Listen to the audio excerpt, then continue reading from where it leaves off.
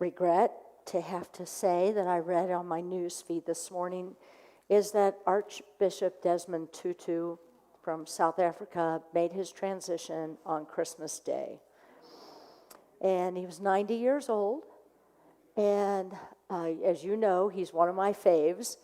And he and Dalai Lama both are like, as we did the Book of Joy with Sandy and I.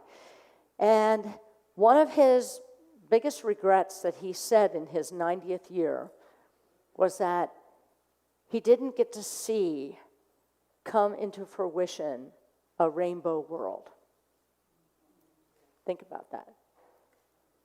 That where there were no color divisions, no divisions of sexuality, that we would all get along as a rainbow world. So I just wanted to share that because that's another one of our great master teachers here on this earth plane has made their transition, and we know that many more are coming forward, truly. And some of them are coming in the face of a baby. As I was listening to the words of that song, I could not help but think, and I hope you don't mind Michelle DeCrest that I just share. She's one of our board members, vice president, but she has been blessed was it Halloween? 2 days after Halloween, her daughter birthed her first grandchild. And I looked this morning on the Facebook feed, and here's this little baby dressed in a little Santa outfit. And when I saw Michelle this morning, I said, oh my God, that picture of that baby. Now, it wasn't what I said. It was watching Michelle's face. What is it about a little baby? And we wonder why this whole Christmas story is surrounded around the story of a birth of a baby. It couldn't be a story about a teenager. Lord, that would not have worked. But an innocent little baby? Of course that's why. And metaphysically, Unity looks at that whole story as this is the birth of your Christ consciousness, to remind yourself of that innocent baby each and every one of you were the day you were born, and somebody looked at you in awe and said, oh my God, look at that little face. Somebody said that when you were born. You might not have heard it, but you felt it. Whether you felt it from a nurse, because I've been at my daughter's birthing her first child, and the doctor and the nurse attending were as much as excited as I was. And what is that? So people are in awe of a little baby. So I want you to let me read this to you. I found this too this morning. And it comes from, I follow a Buddhist daily meditation. And in this one this morning it says, both must go hand in hand, heart and mind together. One has to understand, and one has to use the emotions positively. Emotions that are fulfilling and bring a feeling of peacefulness and harmony to one's own heart. We have the power, by using our mind and our heart, where the emotions, the feelings lie, to bring an experience of joy and peace, or to bring an experience of hell and chaos. We have that power. No one and no situation can make it any different for us. And if you don't believe me, then I encourage you to read Viktor Frankl's book. And all of a sudden, the name's escaping me. Can you remember what that's called? Oh, goodness, I'll think of it somewhere. Or I'll think of it at 3 o'clock in the morning, and I'll text you all.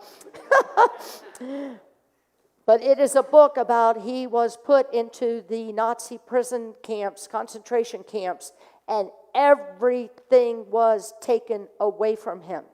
Everything. The final thing they took from him as he stood in front of the guards completely naked was they took his wedding ring and they put it in the fire. So he had lost everything. And that man survived the concentration camp to now become one of the greatest writers and authors. So if you can find anything from Viktor Frankl, it will talk to you about nobody or no thing can take away that peace of God. So, I wanted to show you, see what, if any of these ring a bell to you. Oh, what's that? Oh, everybody knows that movie, don't they? What's the next one? Christmas Story. I knew everybody would remember that scene. That, if nothing else, boy, that taught me as a kid not to ever do that. What's the next one?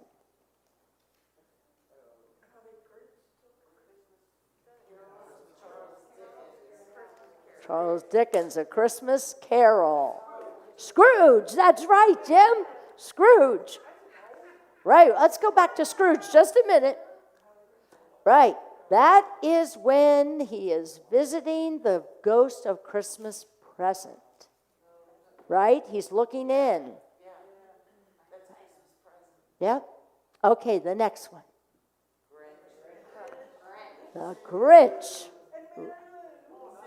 And what was her name? Cindy Lou. Cindy Lou. And what was Cindy Lou? Remember, Grinch said, why? After he stole all the presents, right? He stole them all. And he looks down from his mountaintop, and all the people in the village are still celebrating. And he said, what's wrong with them? Why are they still celebrating? And Cindy Lou says what? It's still Christmas.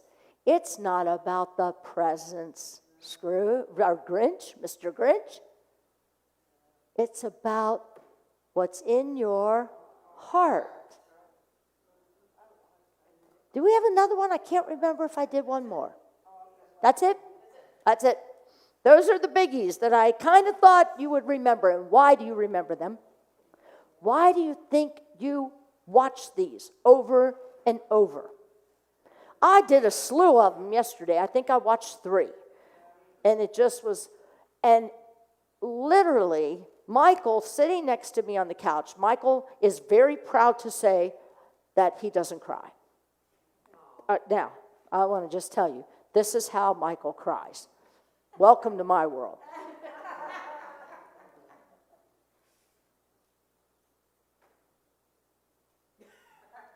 Did you feel it? There was a tear right there. Did you get it? That's it. That's it. And I have to go, oh my God, it touched his heart, right? He's watching It's a Wonderful Life for the probably 25th time in his life. And this is the first year that he's got a tear in his eye, which said to Kathy, oh, his heart started to open, right? Now, he shows his heart in different ways, but anyway, the point I'm trying to make is, what is it? So now Christy's in the kitchen. Christy now sits down in a chair. She's watching It's a Wonderful Life for the 40th time in her life. And what is it that draws us to this? Now, I will tell you, the little kids were not watching it. Why is it us adults keep watching these kind of shows? What is it? What do you think it is? Opening our hearts. Opening our hearts. Absolutely, Luann. Reminding us. What's it reminding us of? Humanity. What was that? Our childhood innocence. Yes. Reminding us that there's hope. What was that one? Redemption, yes. Oh my gosh. talk about, what was it, the Christmas story? Is that Ralphie? Is that the one? Yeah. Right? Ralphie and his just relentless. This kid is hopeless. I mean, he just never will give up hope, right? And everything in that family was going wrong. Everything. And there shows up the Red Ryder sled. The BB gun, right? The Red Ryder BB gun. Is that what it's called? Oh, my gosh. What was going on for Jimmy Stewart in It's a Wonderful Life? Everything he hoped for, he didn't get, did he? From the time he was 18. Everything. Yes, even younger than that. That's right. Remember the scene with the pharmacist? When the pharmacist was so drunk because what? He lost his son in the war, and he was beside himself. Then that scene touches me also, because can't we all feel the compassion in that little boy's heart, and then for him to get smacked upside the head? And boy, can some of us relate to those scenes, right? And it's the whole theme around faith and hope and love and everything to the very end. And what was the angel's name that visited? Clarence was the angel with Jimmy Stewart, right? That needed to earn his wings. Why? We all know that. We know every single scene in these movies, don't we? And we'll watch it again next year. Because it reminds us, it takes us back to our childhood of innocence. It also takes us back to reminding us that when things don't seem to be working out, that if you just wait it out, they will. I love It's a Wonderful Life because it reminds me of that movie, which probably was back in the, 70s, 80s. And I can't, again, that name's escaping me, but it was all about these dots of our life, right? And it also reminds me of the Garth Brooks song, Sometimes You Gotta Thank God for Unanswered Prayer. And that's what was going on with Jimmy Stewart when he said, all right, George, you no longer exist. George Bailey, you have not been here. And by the end of the movie, what was he begging for? His life back. And it's the same thing in this movie where the dots are and an angel appears because this guy's just so unhappy with the way his life has turned out, blah, blah, blah. And if only right here, at this age, 30-something, if only right here it could have been different, then the rest of my life would have been this. And so the angel says, really, let's pull that dot out of your life. And by the end of the movie, he's begging the angel to put the dot back in. So these movies, to me, remind us of what Christmas is all about.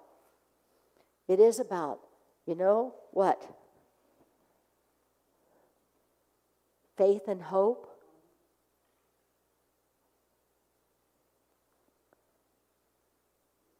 Peace.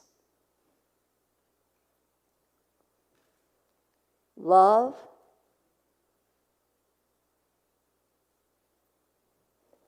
And joy. That's what Christmas is all about, Charlie Brown.